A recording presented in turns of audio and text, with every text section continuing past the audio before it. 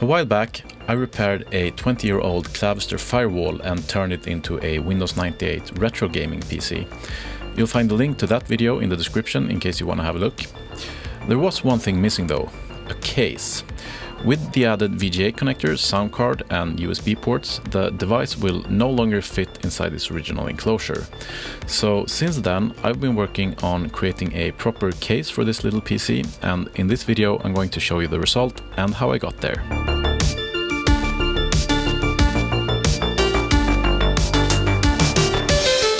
First, I figured I could just modify the original case and keep the aesthetic of the thing true to its Firewall origins. So I started cutting out shapes for the sound card in the back of the mounting base, thinking that I could then make a taller top lid for it somehow. But I quickly realized that it would take a lot more time than I was willing to invest in this project, and I also don't have all the right tools and skills for this kind of work, so I scrapped that idea and moved on to 3D printing. I began by taking measurements of the motherboard and modeling it in Fusion 360. Then I designed a base chassis around the motherboard model. I tried to make it somewhat sturdy while using as little material as possible by cutting out material from the side walls. I also added a mounting hole for a fan next to where the CPU heatsink will be. Then I created a design for the top cover. I wanted it to have a look and feel reminiscent of a typical mid to late 90s desktop PC. On the front I added openings for a power button and two LEDs, one for power and one for hard drive activity. I then exported the parts to Cura and sliced and printed them, but once the parts were printed I wasn't super happy with the result.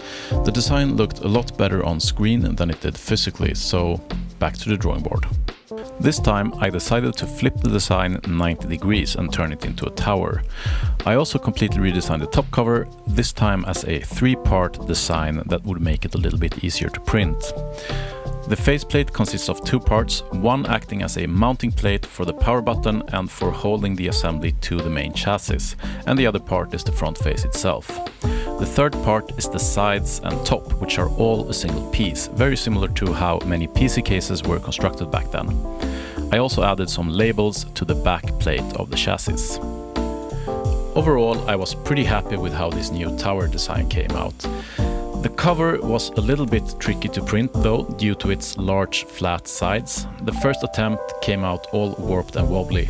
So then I tried splitting it up so that I could print the 2 sides flat on the printer bed.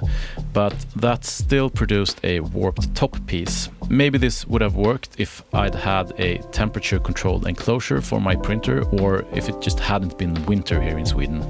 So in the end I decided to just make the sides thicker and print it as a single piece. This worked well, but it took around 28 hours to print, and it also means that the cover won't sit flat with the front piece. At this point I had already assembled the front piece and glued it to the frame, so I didn't want to modify it. But whatever, I can live with it. The whole case feels a lot more solid this way. Alright, so now it was time to assemble everything. I had to modify the way the board was powered so that I could hook it up to the power switch in the front panel. So I replaced the onboard barrel jack with this connector. That way it will also be easier to disassemble if needed. Oh, and I also added this little piezo beeper to a spot on the motherboard labeled BZ1, which I figured might stand for buzzer and hoped it could act as a PC speaker. Then I replaced the power LED with a pin connector and also soldered in an additional pin connector to an empty slot next to it, hoping that it might be used for the hard drive indicator. All that's left to do now is to put everything together.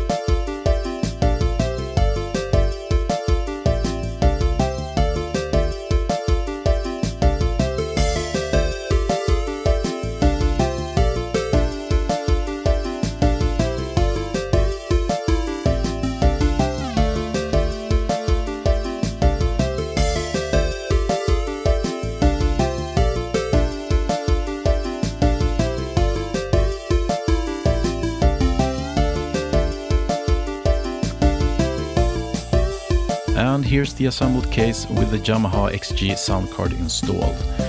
I had to remove the heatsink over the graphics chip in order to fit the card. I later installed a much smaller heatsink that should still do the job. I also failed to consider the size of the power button in the design. It very nearly collides with the sound card, and I had to slightly bend one of the capacitors to make it fit. But it worked out in the end.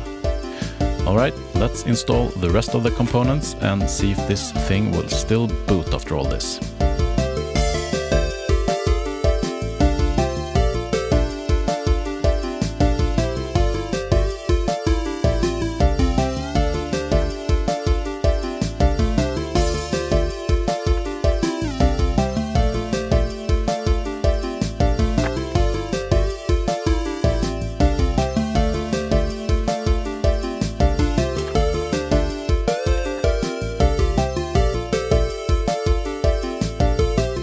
In order to keep the top cover in place, I'm just going to use some double-sided mounting tape here.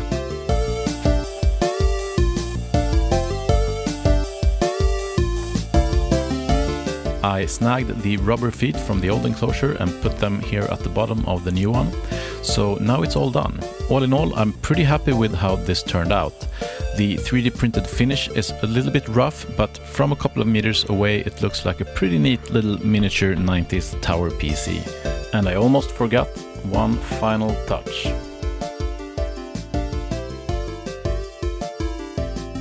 Alright, let's boot and check if everything works.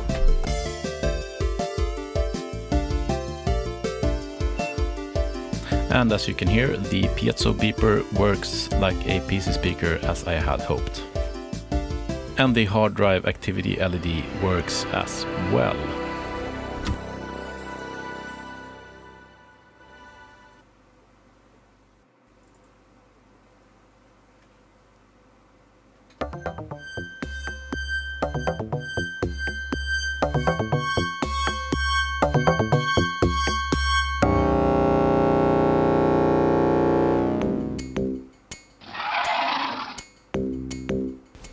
So there you have it, the retro gaming Firewall miniature PC tower. This project took quite a bit longer than I thought it would, but I've learned a lot in the process and it has been a ton of fun. I've made the design files available in case someone wants to adapt them for their own project. Links are in the description. So thanks for watching, and I hope you found it interesting. If you did, then perhaps consider subscribing for more odd and obsolete projects like this one. Take care and see you next time. Over and out.